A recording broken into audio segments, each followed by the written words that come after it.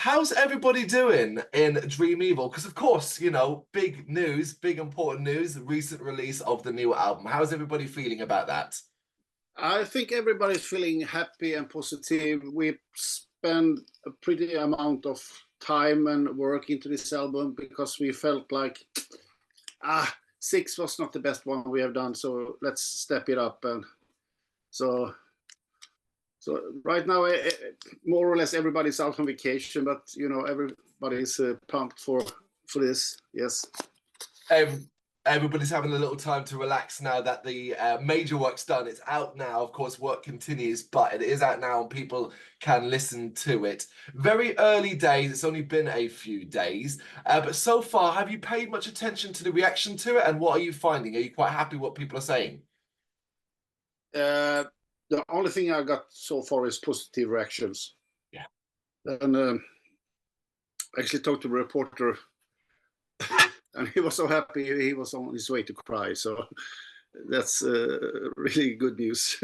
Yeah, no kidding. That's amazing. I mean, you're absolutely right. It has been predominantly positive all over that I've seen as well. It's still early days, but the reviews from the press side is good, but also just the general commenting online and fans and listeners who have been following Dreaming for a while seem to really, really be loving it. Seem to be saying that it's to use a term, a return to form. Yeah, kind of, yes. We actually had like we talked, as we had a new drummer back in the band for almost 5 years, and then we directly starting about doing an album. So we also have like an album in his baggage, and so it's actually 3 years ago we started writing the songs. We met everybody in the band, met up in the studio once a week, and we did somebody came with that idea, and so kind of let everybody have a input on what we were doing. So that was a slow process, to be honest. But it is a slow process. But are you happy to do it that way? I mean, obviously, you no doubt would probably like to make a Dream Evil album at a quicker pace. But life is life, right? And you can only do so much. That's correct. Yeah, but that's also, it's like we have like 13 kids in the band. So that's, for me, has been occupied, as I have two boys that do motocross. That's have been like taking 15 years more or less of my life, fixing stuff and repairing bikes and so on. I think this time we have just been kind of lazy, and everybody was like, we have to do a better one than six. So there have been many songs that we ditched actually on the way there. Some of the ideas actually still around, but we felt like we need to work more on that stuff. And also in the end, we end up like we had to put the deadline here. Otherwise, we're going to go on forever. So we put the start date as 1st of October 2013 as this date we're going to start recording the album. And we have done worse stuff before. It's like Evilized album. That album was done in 23 days. We had 6 songs ready, so we had to write another 6 songs during the recording, and we only had 23 days to do that, recording and writing songs. So that was kind of a panic attack, to be honest. Yeah, no kidding. What do you prefer personally? Do you prefer to have a deadline that is quite tight and forces you to work really fast? Or do you want to have a lot more freedom, a lot more free time to kind of take your time? I think the freedom thing is better, to be honest. But it's also easy. I know that with everything was coming to music, it's like if you get too much freedom, you can end up in a loop, so to say, and never come to conclusion. We are done. Yeah. So that's why we, like, during the songwriting process, we said like this date, and then we're gonna end this date also. So. But did you manage to stick to that date? Yes. There it is. Yeah, no, not really, to be honest. We had a plan of being done a bit earlier, but a drummer, he get some back problem during the drum recording, so we have to cancel for a week, which delayed everything with a week. and also our guitar player. He's the kind of guy who he want to sit down for ages.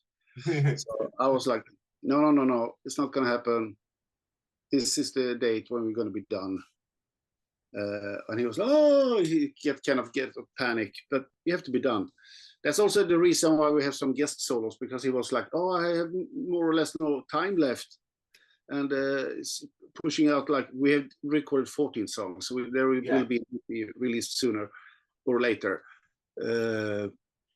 That he was like, I will have hard time to, make up 14 guitar solos, at least 14 guitar solos for that short time. And I said, what do you think about bringing some friends in? Yeah, it's a really good idea. So that's why we have like some guest performers also. Oh, it's always a fantastic idea these days as well. Just to have those collaborations as well. Other friends bringing new ideas and interesting things to the Dream Evil pot. Yes, yeah. So what did the early vision for Metal Gods actually look like? When you started, when you had that original date, did you have a basic outline for what you wanted the record to sound like and what you wanted it to be about? Backwards. Really? Yeah, but it's like when we're out playing, there is always so many fans that ask us to, can you play a lot of songs from Dragon Slayer? So on the repertoire we have a lot of Dragon Slayer songs, to be honest, and so we kind of said, like, maybe we should try to bring that vibe back. So you can hear it in the Metal Gods intro, like the guitar solo thing. There is like kind of book of heavy metal. You have the song Insane, which is looking like what should I say, Chasing the Dragon. You have like the quadrology we have also. It's like Chosen Once, Chosen Twice. The third one should be called Chosen Reich, which we get a very big no from the record label, which is German. It's called The Unchosen Ones instead. Yeah. And then we have the Chosen Force. So that's also like a thing looking backwards. It seems stupid, but no, I love it. I love it. It's actually quite inventive, and it's quite it's looking backwards. Well, not necessarily trying to recapture a time that's passed. Yeah, but that's how it is. And also it's like heavy metal music is like, it's been around for so many years, and the path is already walked so many times. So just like try to catch that vibe, make as good song as possible, and we're not inventing anything, if you understand what I mean. Absolutely. Were you quite comfortable though to look backwards? Because obviously the issue with looking backwards is that you might be trying to capture something you no longer can capture, like it was of a time. So were you personally quite comfortable doing that? Yeah, pretty comfortable. Also, of course, try to not force anything, because it's just like you make, oh, but this stuff, yeah, let's remind about that.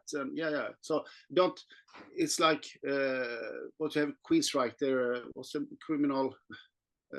What's the fucking album? The legendary album. They had tried to recreate that, but we didn't try to force anything. So it's just like this just happened. But in mind, back somewhere back here in the head of doing that stuff. Did you inadvertently put pressure on yourself? No. That's the band is about having fun and hang out with friends, and that's something that's also why we are kind of lazy, because it's like, if we're gonna have this as a daily work, it's not gonna be fun, and we're gonna end up arguing and stuff like that. But now we can meet up on the airport 5 o'clock in the morning and hello, and just happy to see each other and hug, and start making jokes about all kind of silly stuff, and we just have a laugh. Okay, sometimes it's terrible, but mostly it's all about fun. It's still there. The fun aspect is still there. You're still able to enjoy what you're doing here. To be honest, more than ever. To be honest, yeah. Because now we don't have so many small children and stuff like that. Yeah, I promise you. Go up 4 o'clock in the morning, go to the airport, fly to fucking Bulgaria or whatever, play 12 o'clock in the night, have some beer, go to the hotel rooms, go to bed, maybe fall to sleep 2:30, and then 4 o'clock in the morning you have a lobby call. You have getting any sleep at all. Traveling back, you're coming home, and then you have 3 small children at home, and your wife telling you, "Now you had your fun. No, you take care of the children." That they take care of themselves now, so I don't have that kind of stress because wife, at least mine, don't understand how it is to be out playing festivals and stuff like that. It can be quite a nightmare, to be honest. It does get a little bit easier. I'm a father myself, and my child is 21 now, so I've done my time as well with the very young child to the older, and it's a lot more fun when they're older. It gives you a lot more time, as you said. Yes, yeah, for yourself at least, and you need to enjoy your life also. I have 5 kids in total, so it's been a kind of a trip. Absolutely. With looking at the overall writing sessions for Metal Gods, what was particularly fun for you? Was there anything that stands out in your memory of just being a whole lot of fun? This has been a whole lot of fun. What we had on this album, we have co-songwriters also. They participate on 3 songs. Metal Gods is one of them. Tyrant Dies at Dawn is one of them. And then one of the songs was taken out for the EP that we're going to release the end of this year, I hope. Cool. So that has been fun. Also, it's like some Metal Gods. It's like I like the idea of the title. I know Priest have done it already, but it's like it felt like, come on, we cannot put ourselves as Metal Gods. This is just not like not fair. So, and then Niklas, our singer, said like, yeah, but I'm gonna write about my history, how I met metal. So that song is actually a tribute to his Metal Gods. And when I saw the lyrics, it's really good, but I was like, the biggest Metal Gods of all Metal Gods for me, it's Dio, and he's not here. And then our guitar player said, yeah, but Fredrik, come on, you named the band after a Dio album. That's tribute enough. And if you're going to write about all Metal Gods, this song is going to be 40 minutes. So let's stick to Niklas' version. You've almost got the idea of a future concept album there based entirely around a 45 minute around the Metal Gods almost. Yeah, maybe. It's but it's like, it seems like also when it comes to lyric wise, like this album is a lot about fighting and pirates. We're first pirate song also. Yes. Normally it's like the lyrics are more about metal. The first one is about dragons. And I remember when we did the first album and we were out playing, and it's like I get an echo in my head when we played live. The last shows, like dragons. And I was like, no more fucking dragons. Stop this. You've had your fill of dragons. Yes. Looking at the overall creative process from beginning to end, the entire creative process of the album, what about aspects that challenged you? Obviously, you have an extensive career, not just in Dream Evil, but in music overall. So the idea that anything could challenge you is a bit surprising these days. But was there anything about creating this album that challenged you?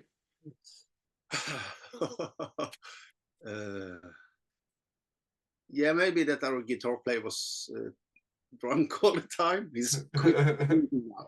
But that was a bit challenging, to be honest. Work with a drunk guy. It's but he's quitting now, so it's all good. But he was in a bad time in life, and that stuff happened, and so that was maybe a bit challenging. But also, it's like when it's coming to mixing an album, it's your own music, and you need to have a distant. Yeah. I have to treat my band as a client, if you understand what I mean. So when it's coming to that was a really hard challenge in the beginning, to be honest. The way we did the first album, like I have to be professional producer and mixer here, and at the same time I'm a musician in the band. So a lot of people struggle with that. How do you manage that? I just this is since 10 years back, maybe. It's like Mm. there is been a lot of bullshit with, you know, doing stuff. You know, you get nervous and anxious about doing stuff, and you, when you work enough with stuff, you know, the 10,000 hours done, you get the you know what you're doing. Yes. So yeah, so still I get nervous when I start doing stuff, like when I remixed the old Divin Borga album. That was like, why did I say yes to this? Mm.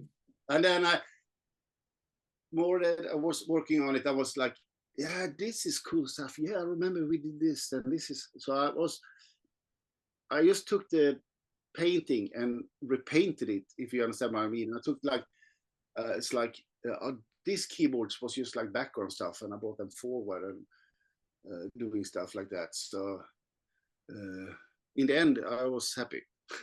You still find that part of things a lot of fun? Yes, yes. Yeah, it's going up and down, but mostly I find it funny, but I'm not super, now when it's hot weather outside, I prefer not in the studio. No, that's fair. Yes, you'd like to get outside. What would success for Metal Gods look like for you? If people like the album, it's more or less that. I don't care how many, but if people likes it and are happy with it, and it seems like that so far, which that's something is like it's a privilege thing actually to play music. I didn't realize before I started playing in the band, but you know, we played a couple of years in Underworld London, and there was two guys from Poland came there, and they were like, they was super happy to see us, and you know, was crying and hugging us and telling us how much our music meant for them in their life. You know, that's the reward and, like I say, privilege of playing in a rock band that people like. Yeah. You know, so yeah, everybody in the band is like, we don't do this for money. That's the first thing.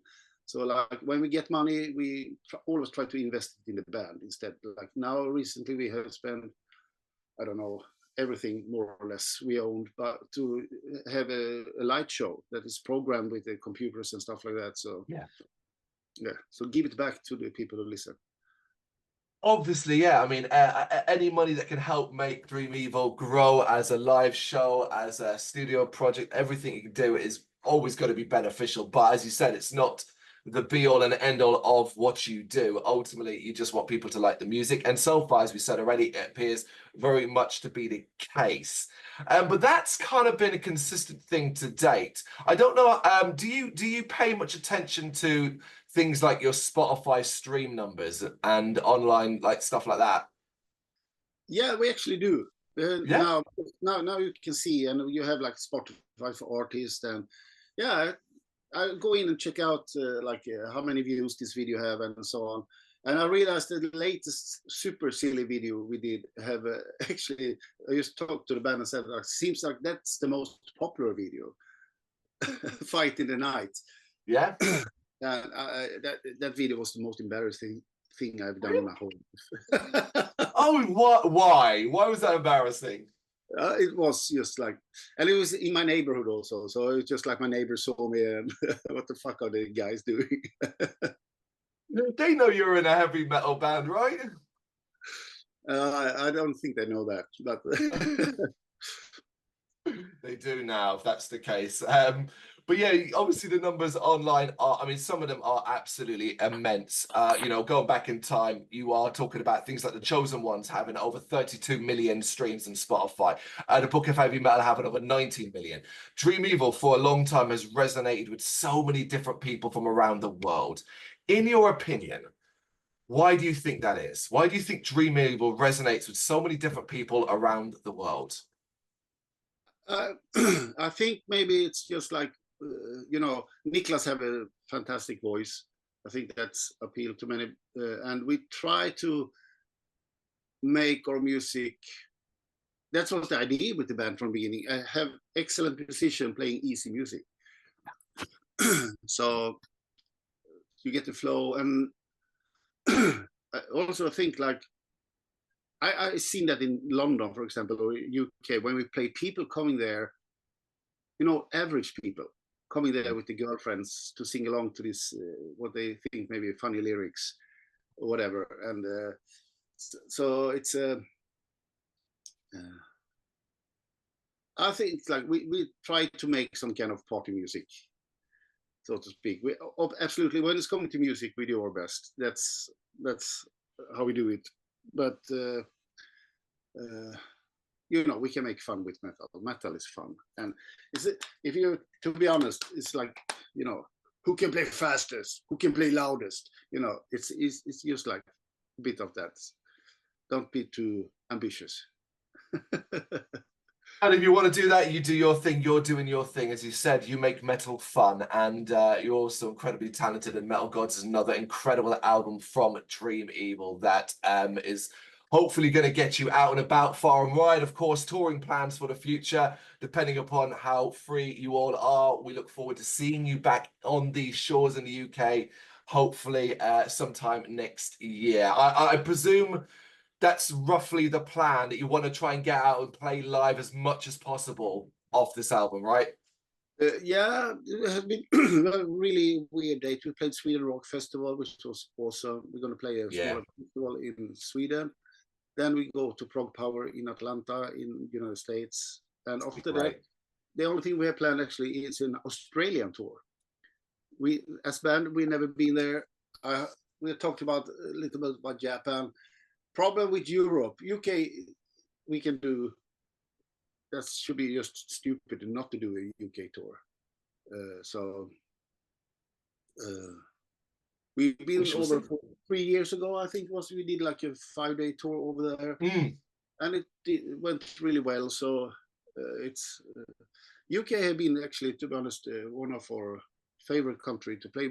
I think we have, like, if you're looking at Google Trends or whatever.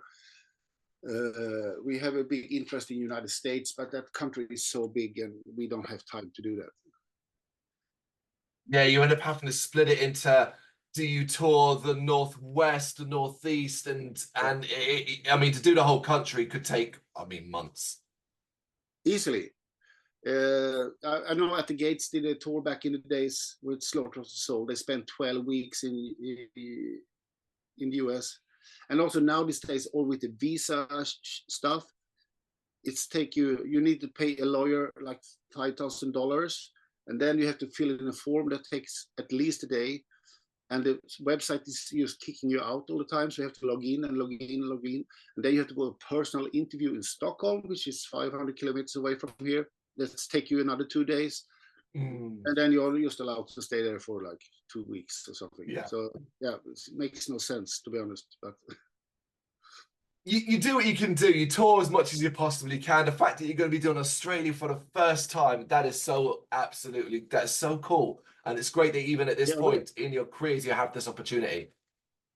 Yes. So we are talking in the band. Things like we don't have a booking agency, which from the beginning was just eating up everything that we make in money-wise. So or Peter, our bass player, he said like, fuck them, I take care of this. Yeah. So it's like, finding the way into places sometimes it can be hard, but that's life. That is life. You'll do what you can do, and you continue to make great music. We look forward to seeing what comes next. But for now, it's only been a few days as the time recording, but Metal Gods is out now. Fredrik, thank you so much for taking the time to speak with me. I really appreciate it. No worries. My pleasure. Thank you very much for watching. If you'd like to see more content like this, please consider hitting the subscribe button. It is gratefully appreciated. You can find us over at gbhbl.com, our full website, where reviews, news, and so much more goes up daily. We're also on all social media platforms: Facebook, Instagram, Twitter, Threads, at GBHBL. Just search for GBHBL and you will find us out there. We also have merchandise on sale. You can access the shop via the website.